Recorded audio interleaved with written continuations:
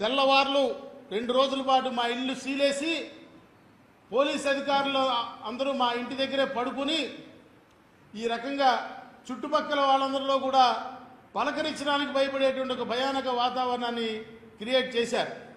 అసలు ఇదిగాక నా ఫోన్లని నేను గవర్నర్ని కలిసిన తర్వాత నా 2 మొబైల్ నెంబర్స్ ఆనాడు నేను ఉపయోగించే 2 మొబైల్ నెంబర్స్ని ఇంటెలిజెన్స్ డీజీ గారు ట్యాపింగ్ చేశాడు. నేను చేస్తున్న ఆరోపణ ఆధార సహితంగా చేస్తా ఉన్నా. నా ఫోన్ని ట్యాపింగ్ చేసి పిఎస్ఆర్ ఆంజనేయులు నన్ను బెదిరించాడు.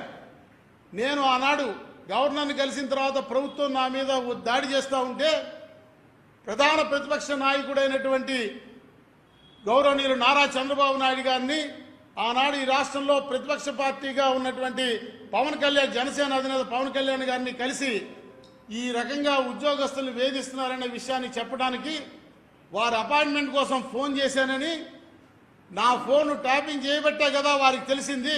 వెంటనే నా దగ్గరికి వచ్చి నన్ను పిలిపించి ఆ యేసుబాబు అనే అధికారి దగ్గర కూర్చోబట్టి నువ్వు పవన్ కళ్యాణ్ని చంద్రబాబు నాయుడిని కలవడం మానుకోకపోతే నీవు చాలా ఇబ్బందులు పడతావని చెప్పాడు.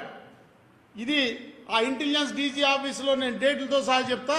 వారి సీసీ కెమెరా రికార్డింగ్లో నేను ఆఫీస్కి వెళ్ళిన ఉదంతం ఉంటుంది.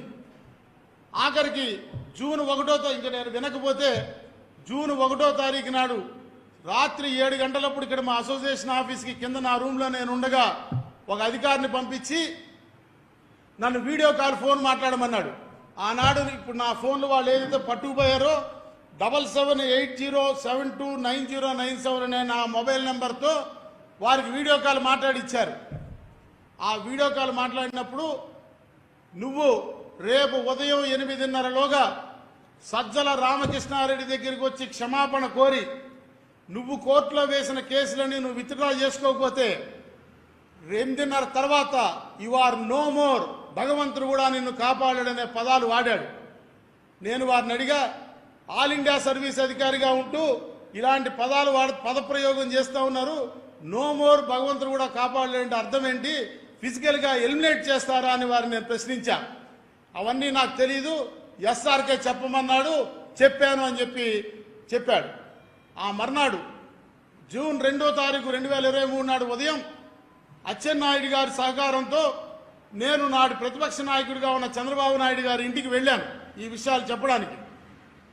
వారు దీన్ని అర్థం చేసుకుని ఇది చాలా దుర్మార్గమైనటువంటి వ్యవస్థ, దుర్మార్గుడు రాజుగా ఉన్నాడు, మనం ఈ వ్యవస్థని కాపాడుకోవాలి, మనని మనం కాపాడుకుంటూనే ఈ వ్యవస్థను కాపాడుకోవాలని ఆయన నాకు ధైర్యం చెప్పారు. నాడు చంద్రబాబు నాయుడు గారి ఇంటికి వెళ్ళారన్నది అక్కడ ఉన్నటువంటి సీసీ కెమెరా ఫుటేజ్ని డైరెక్ట్గా ఇంటెలిజెన్స్ డీజీ ఆఫీసులో పిఎస్ఆర్ ఆంజనేయులు చూస్తాడు కాబట్టి అక్కడ నేను కనిపించానని 200 మంది పోలీసుల్ని అర్ధగంటలో మా అసోసియేషన్ ఆఫీస్ చుట్టూ మా ఇంటి చుట్టూ మోహరించారు.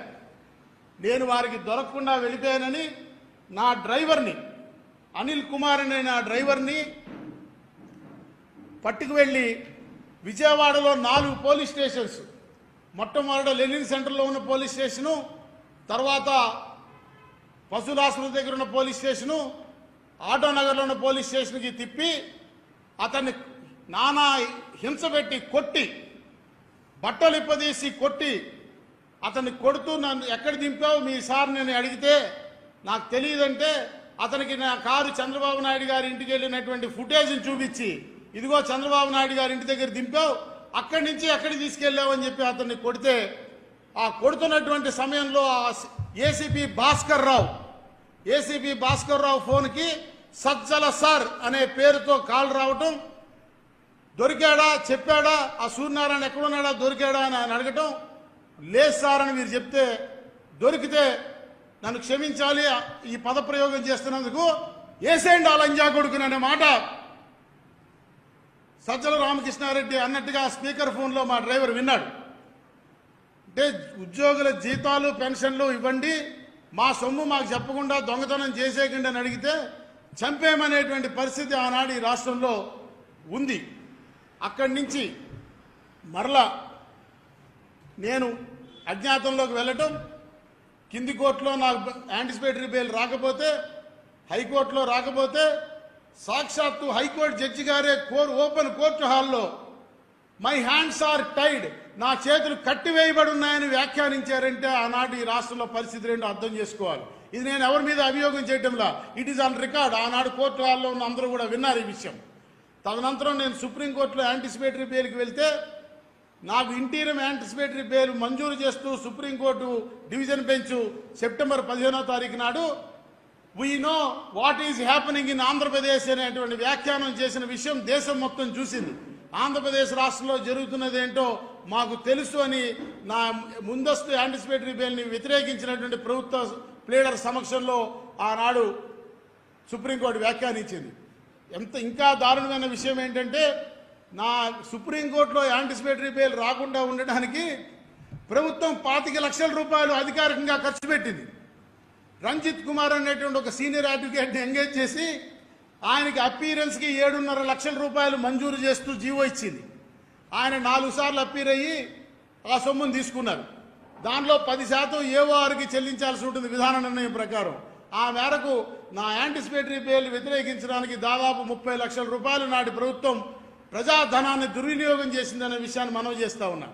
మరి అంత దుర్వినియోగం చేసిన బెయిల్ అడ్డుకున్నటువంటి ప్రభుత్వం నేటి వరకు ఆ పోలీస్ అధికారులు ఎందుకు నా మీద ఛార్జ్షీట్ పెట్టలేకపోయినారు? కనీసం ఎందుకు నన్ను విచారించి ఏమి విచారించారో సమాజానికి చెప్పాల్సినటువంటి అవసరం ఉన్నది.